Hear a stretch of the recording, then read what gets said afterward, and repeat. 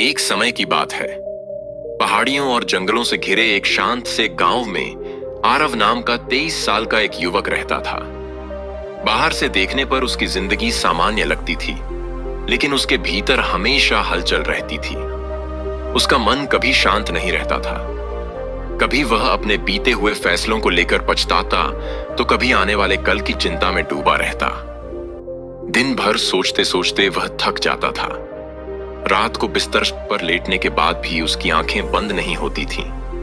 मुस्कान जैसे उसके चेहरे से कहीं खो गई थी। उसे लगता था कि शांति शायद किसी और जगह, किसी और समय में मिलेगी। एक दिन आरव ने सुना कि पास की घाटी में एक साधु रहते हैं। लोग कहते थे कि वे पहले शहर में एक बड़े शिक्षक थे, लेकिन जीवन का असली अर्थ समझने के बाद उन्होंने सब कुछ छोड़ दिया और प्रकृति के बीच रहने लगे। जो भी उलझन लेकर उनके पास जाता, खाली हाथ नहीं लौटता। आरव के मन में एक उम्मीद जगी।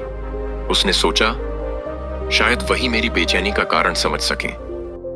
कई घंटों की पैदल यात्रा के बाद वह उस घाटी में पहुंचा। वहां एक कच्चा सा घर था, जिसके बाहर एक बूढ़े साधु ध्यान में बैठे थे। वातावरण में अजीब सी शांति थी।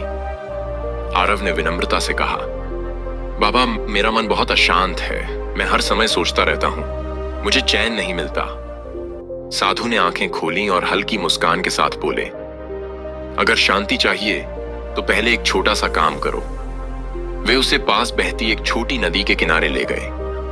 वहां उन्होंने आरव को एक पत्थर दिया और कहा, इस पत्थर को अपने हाथ में लेकर 5 मिनट तक नदी के बहते पानी को देखो। न कुछ सोचना, न कुछ कहना ना। आरव ने पत्थर कसकर पकड़ा और पानी को देखने लगा। शुरू में उसके मन में तरह तरह के विचार आते रहे, लेकिन धीरे धीरे उसका ध्यान सिर्फ पानी की लहरों पर टिक गया। उसे समय का एहसास ही नहीं रहा। कुछ देर बाद साधु ने पूछा, अब बताओ, तुम क्या सोच रहे थे? आरव ने आश्चर्य से कहा, कुछ भी नहीं, मैं बस पानी को देख रहा था। मन बिल्कुल हल्का हो गया था। साधु बोले, यही है शांति। जब तुम इस क्षण में होते हो, तब न अतीत रहता है न भविष्य। परेशानी तुम्हारे विचारों में है, जीवन में नहीं। आरव की आंखें भर आईं। उसे समझ आ गया कि वह शांति को बाहर ढूंढ रहा था, जबकि वह हमेशा उसके भीतर ही थी। सूरज ढल रहा था, हवा ठंडी हो गई थी। आरव ने झुककर प्रणाम किया और वापस चल पड़ा। लेकिन अब उसका मन पहले जैसा नहीं था।